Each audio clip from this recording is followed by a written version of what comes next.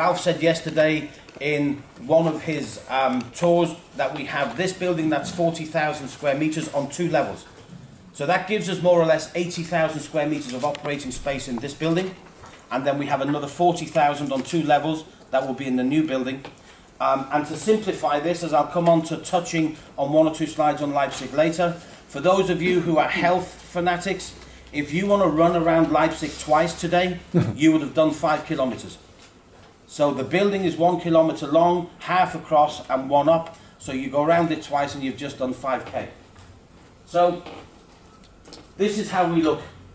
And network across all of the world. If we go from the Americas through to Africa, through to Europe, and then through to Asia, you can see the extensive footprint and platform that we operate from, and everyone is based on a footprint of hubs and gateways. I'll touch on the aviation setup. I got some questions yesterday about the intercontinental and how we kind of manage an airline.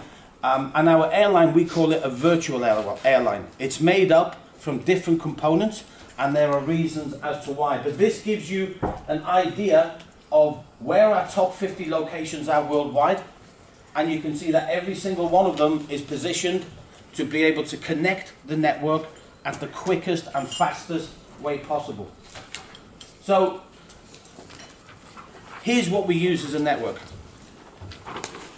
When you listen to the presentation from Marcus yesterday, Marcus will tell you that we have the 28 300-600s, we have a number of 757s, but our network in its entirety is far more reaching than just the bases of our owned aircraft or either those that we wet or dry lease. So we have a virtual airline that's made up from 3 main core components. We have our own aircraft that we operate. All these ones that you can see, all the A300-600s, they're owned. The 757 fleet predominantly is owned. But then we have what we call our partner airlines. And certainly if you have a look for Europe, we have the Aerologic partnership.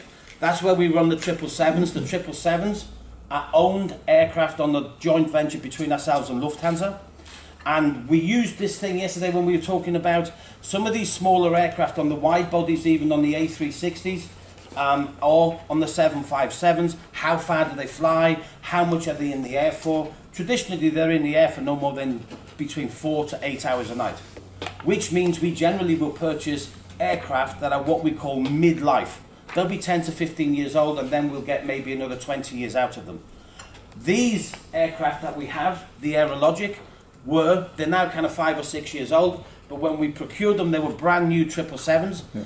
And these things are continuously on our intercontinental, so they may only see about 3 hours or 4 hours a day downtime on ground. The rest of it, they'll be up in the air. Because for those, then we get the greater level of efficiency. We have DHK, which is our UK airline business that predominantly manages our 757s and our 767s. And then we have EAT, which is what you visited yesterday, which equally does the base maintenance for all of our fleet, including the Aerologic 777s. From there we have our partner cargo, so we have Polar, ABX, Kalita, and these are Americans that basically do our intercontinental back transatlantic to the US and back to here. We have other ones that are over in Asia, whether it's Air Hong Kong, whether it's Blue Dart, and between all of these we then have a virtual airline of either providers or our own aircraft, and then we have a different dimension as well.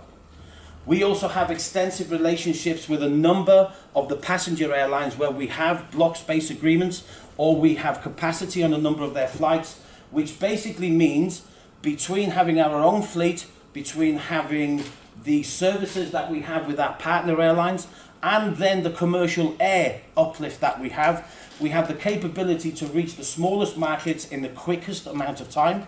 And generally, as a network will evolve, you will use CAL to begin on a market that you want to kind of penetrate and to build a level of capability.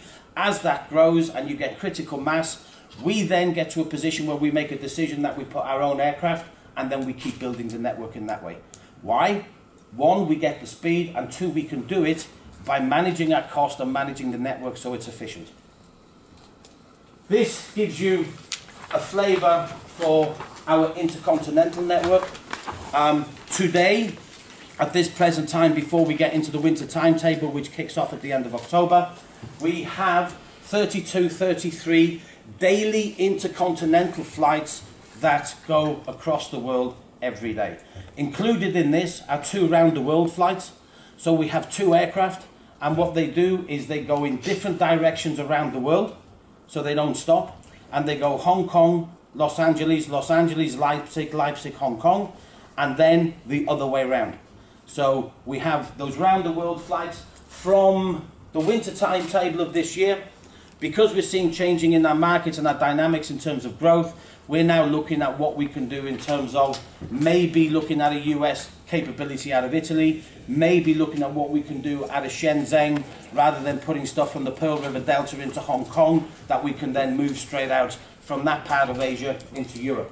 But this will show you equally how each of the 3 hubs, Cincinnati, Leipzig, and Hong Kong, and you can see here the LAX,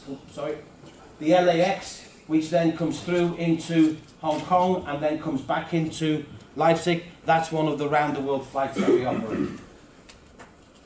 So, the hubs. And for me, the hubs of what we have is the heartbeat of what we have within this company. Operationally, if we have these 3 hubs operating 100% efficient all the time, the network will connect. If we have a look at what we have here in Cincinnati, the original Cincinnati building was this. We've now since expanded. We put an expansion here, and we're now looking at a further expansion in Cincinnati to make sure that we've got a platform in the US for continuous growth. Leipzig, the total investment here of 507 million. These numbers that you're seeing here are what we call capital expenditure. This isn't commitment.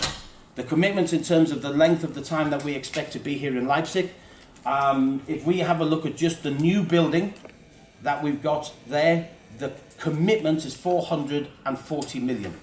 The capex alone for that building will be circa 170, 180 million by the time that we're finished. So you can see the level of commitment that we put in, and equally everything is based on speed, quality, speed, process.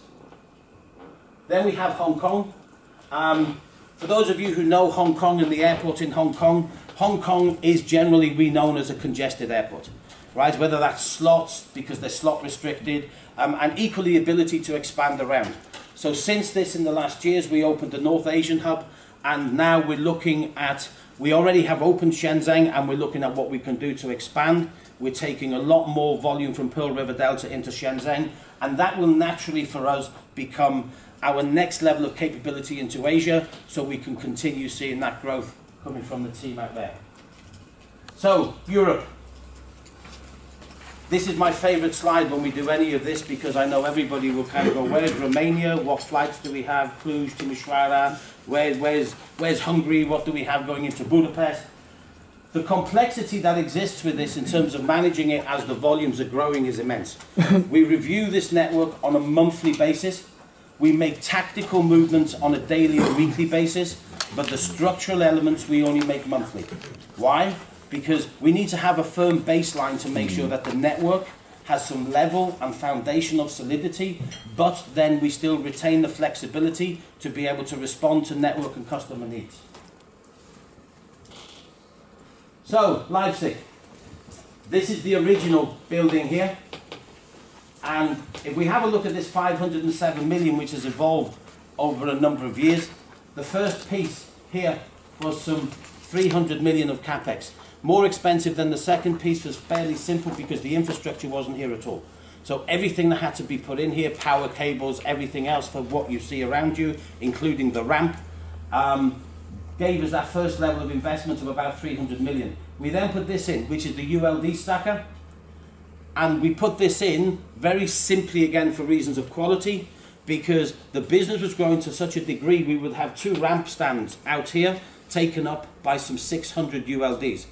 This stacker cost us some 16 million, and it will hold 740 of the ULDs, those igloos you see going into an aircraft at any one time.